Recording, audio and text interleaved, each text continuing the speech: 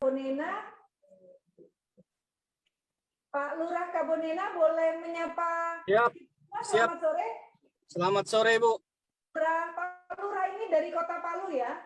Siap, benar. Baik, di sini hadir bersama-sama dengan kita Bapak Jenderal Purnawirawan Tri Sutrisno, kemudian ada narasumber lainnya.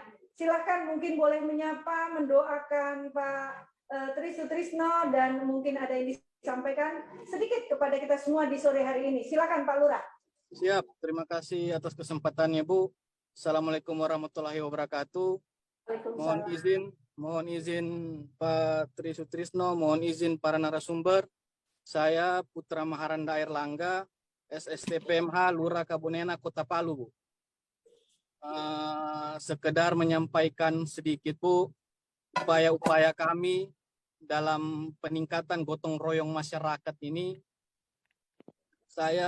Pola-pola yang kami lakukan adalah pola-pola person to person, Bu. Karena sekarang yang kami hadapi di lapangan adalah paradigma baru yang visi misi pribadi itu sudah jauh dari visi misi negara.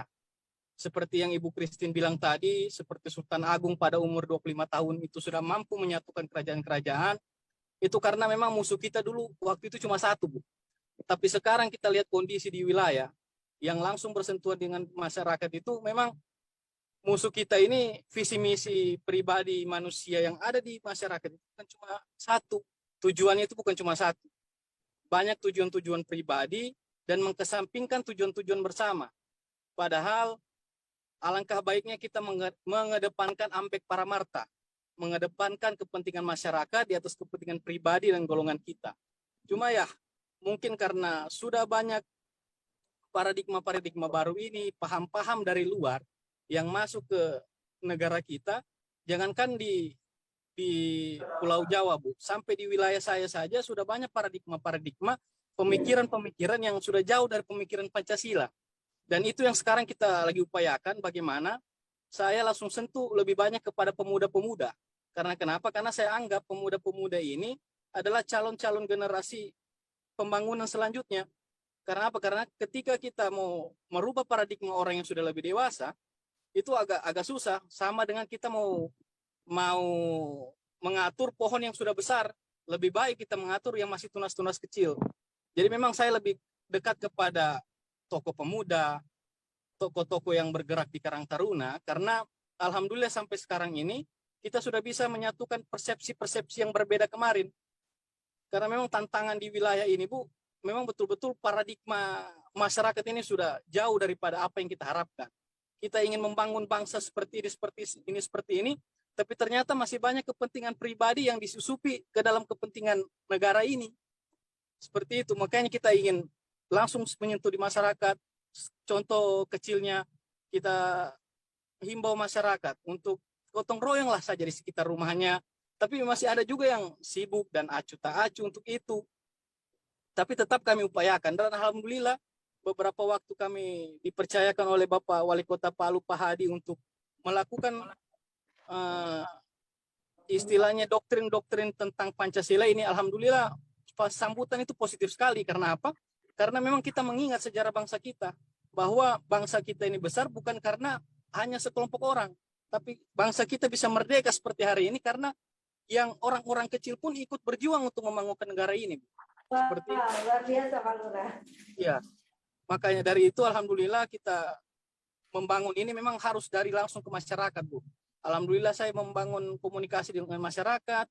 Masyarakat sudah mulai menerima sedikit-sedikit, walaupun ya seperti itu lagi, memang ada pemahaman-pemahaman yang buat apa juga kita bernegara begini, belum tentu juga negara memikirkan kita. Nah, pemahaman ini memang masih banyak di masyarakat, tapi sedikit demi sedikit kita buktikan. Alhamdulillah program-program Pak Presiden hari ini banyak yang pro dengan rakyat. Contoh saja program-program tentang PTSL, persertifikatan gratis untuk rakyat, itu sangat-sangat positif sekali, Bu. Apalagi sudah dibentuk badan seperti BPIP ini, memang mengurus paradigma-paradigma yang sudah harus kita petahkan sejak saat ini. Mungkin seperti itu saja. Terima kasih. Pak, terima kasih Pak Lurah. Ini sepertinya ada nada pamong ini, junior ini. Angkatan berapa nih? Junior Siap, angkatan 21. Baik. Siap, angkatan 21. Baik, terima kasih Pak Lurah. Salam Ya, hormat Bu. kami. Baik, sebelum ke Salam hormat. Bapak Tri Sutrisno, kami berkenan Pak Taufik Razen sekaligus dengan closing statement-nya untuk menanggapi dua hal tadi. Yang pertama pertanyaan, yang kedua pasti ada tantangan di setiap pekerjaan dari Bapak dan Ibu Lurah. Baik, silakan Pak Taufik. Ya, ketika Bung Karno dalam pidato 1 Juni mengatakan kalau ingin bentuk paling sederhana memahami, Pancasila bisa diremas jadi 3 atau jadi 1, dan 1 itu adalah gotong royong. Beliau sebenarnya sudah memprediksi tentang karakter dari peradaban kita ini. Sekarang ini itu adalah era ketika orang melakukan kerjasama atau kolaborasi. Karena ancaman terbesarnya yaitu paradigma yang tadi dikatakan oleh Pak Lurah, itu paradigma algoritma, mesin, yang bisa berpikir sendiri, yang menentukan keinginannya sendiri, kemampuan-kemampuan sendiri, yang bisa memanipulasi sistem itu. Nah sekarang, cara paling mudah untuk memperkenalkan Pancasila pada era sekarang, yaitu nilai-nilai kolaborasi, nilai-nilai kerjasama, nilai gotong royong, atau nilai bergandengan tangan tadi dalam karena akhirnya share ekonomi, ekonomi berbagi, ekonomi kerjasama itu karena ancaman terbesarnya adalah ideologi tentang ekstrim subjektivisme. Nah, ekstrim filsafat subjektif ini yang dikenal sebagai namanya New Libertarian. Mereka ini yang biasanya pendukung dari era baru ini, itu yang secara ekstrim itu akan menolak negara, akan menolak pengaturan, bahwa kebahagiaan itu akan dicapai dengan pemenuhan kemauan individu, dan kemauan individulah itu adalah cerminan dari masyarakat. Nah, ini yang sekarang muncul di dalam teknologi digital yang ada ini. Karena itu Pancasila betul-betul akan menjadi satu cara pandang, cara platform, wahana untuk menjawab semua ini. Jadi kolaborasi, gotong royong, kerjasama, bergandengan tangan adalah nilai yang paling mudah untuk dicapai. Terima kasih. Baik, terima kasih Pak Taufik Razen. Kami kembali tadi Pak Lurah dari Kobonena sudah menyampaikan Pak situasi bagaimana tantangan para lurah, tentunya Bapak dan Ibu Lurah di daerah dari Sabang sampai Merauke ini, dan berkenan kiranya Bapak Jenderal Purnawirawan Tri Sutrisno untuk dapat menyapa langsung Bapak dan Ibu Lurah yang ada di Zoom meeting ini Bapak, karena pastinya Bapak dan Ibu Lurah sangat berbangga dan rindu kepada suara Pak Tri Sutrisno. Silakan Bapak. Assalamualaikum warahmatullahi wabarakatuh. Waalaikumsalam. Salam sejahtera, shalom, Om Swastiastu, Namo Buddhaya, salam Pancasila. Salam Pancasila. Saya ikutin semuanya ini tadi. Antara lain yang terakhir bagaimana uraian anak kita yang tercinta, lurah dari Palu tadi. Saya bangga itu, bangga sekali. Oleh karena itu, karena ini banyak sekali yang hadir, dan tentu mereka ada paralel, tentu ada kesejajaran. Karena lurah ini pemimpin yang terdepan untuk negara ini. Ya. Lurah itu adalah presiden yang ada di desa. Dan lurah inilah sebetulnya cakal bakalnya dulu yang namanya tukang mufakat. Ya, jadi lurah itu mengumpulkan warganya untuk bermufakat. Mau apa ini kelurahan? Musyawarah, akhirnya mufakat, didukung, dikerjakan. Itulah tradisi-tradisi lurah kita. Lurah dulu adalah dipilih langsung oleh presiden, oleh rakyat, masyarakatnya. Ya, jadi tidak ada partai di daerah. Dan pemilihan lurah langsung. Ini berarti lurah dikenal sebagai perwakilan masyarakat yang terbaik. Dari tradisi-tradisi inilah yang saya minta diteruskan. Yang menjadi lurah-lurah ke depan ini, saya anggap inilah kader-kader kebangsaan terdepan. Oleh karena itu, Bapak Lurah, saya minta tetap saling tukar-menukar informasi untuk tadi menggali tadi, supaya semangat tadi, bibit-bibit yang dari bawah tadi tidak terlupakan. Ya, saya senang melihat adik kita dari bicaranya itu luar biasa itu. Dia mencari satu metode yang baik untuk mengenalkan kepada generasi milenial.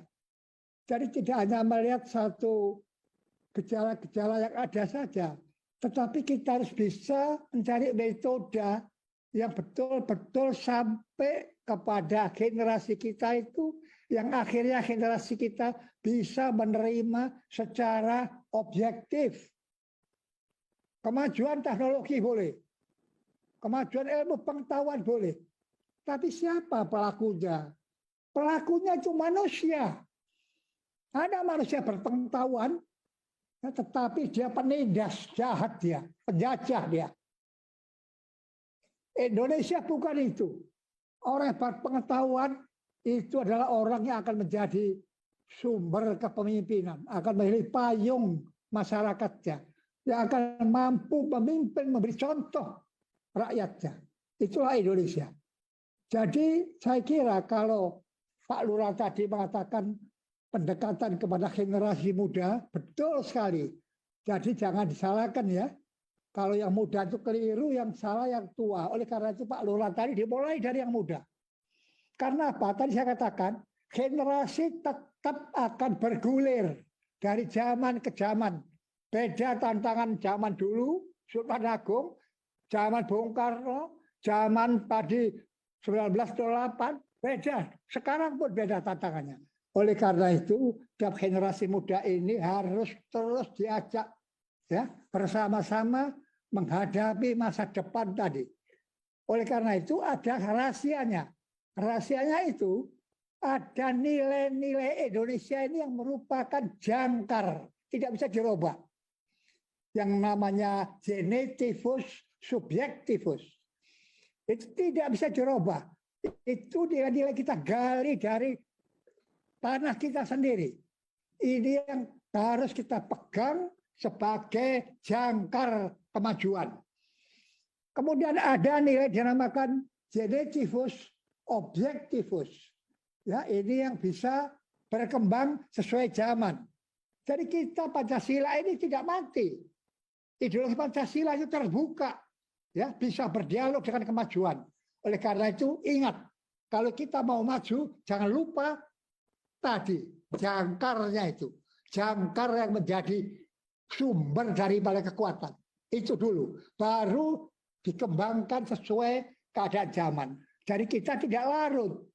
Kalau kita hanya milihnya lupa itu pasti larut.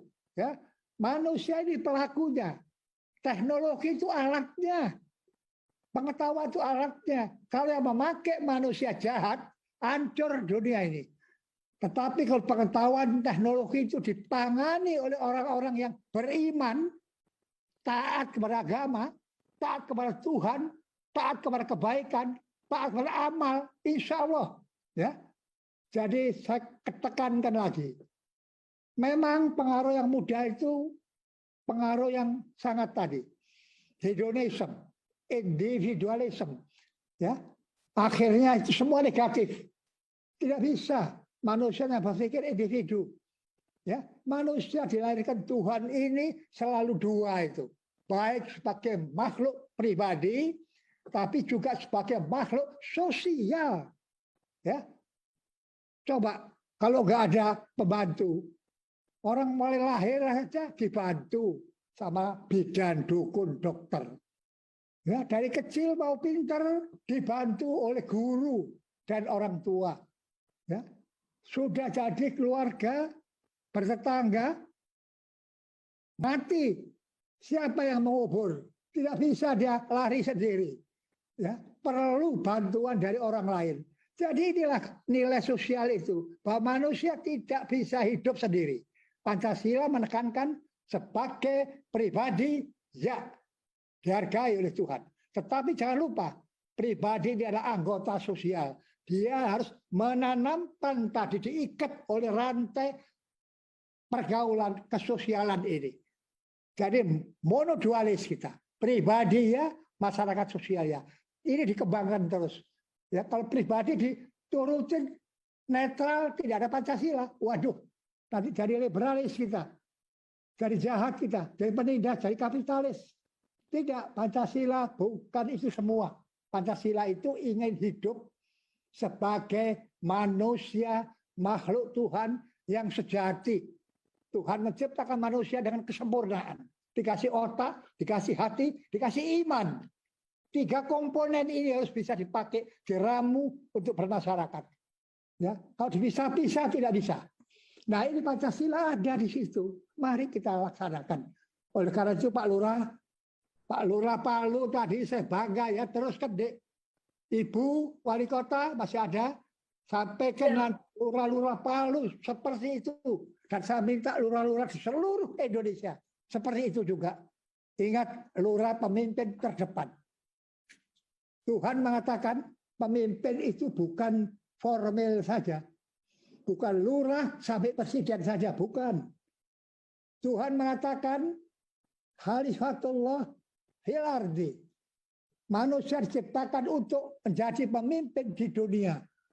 Artinya tiap individu itu punya amanah jadi pemimpin. Ya, oleh karena itu tidak lain harus diciptakan dia mampu memimpin dirinya, mampu mengendalikan dirinya. Nah, ini tentunya perlu cara, perlu metode dalam pendidikan dan pengajaran itu. Kalau itu filosofinya dipegang, tidak ada manusia Indonesia yang keliru. Pasti akan tumbuh dengan baik. Ya, saya minta kobarkan semua semangat Pancasila itu yang berisi tadi ajaran lahir batin untuk keselamatan pribadi dan keselamatan bangsa. Ini saya kira. Terima kasih. Baik, terima kasih luar biasa kepada Bapak kami, Bapak Jenderal Purnawirawan Tri Sutrisno. Salam hormat kami, Bapak. Selanjutnya, tadi sudah kita dengar bersama-sama bagaimana Bapak Jenderal Purnawirawan Tri Sutrisno mengatakan, kita perkuat jangkar-jangkar di daerah, bahwa Bapak dan Ibu Lurah adalah pemimpin-pemimpin garda terdepan. Baik, acara sarasehan ini tentunya banyak sekali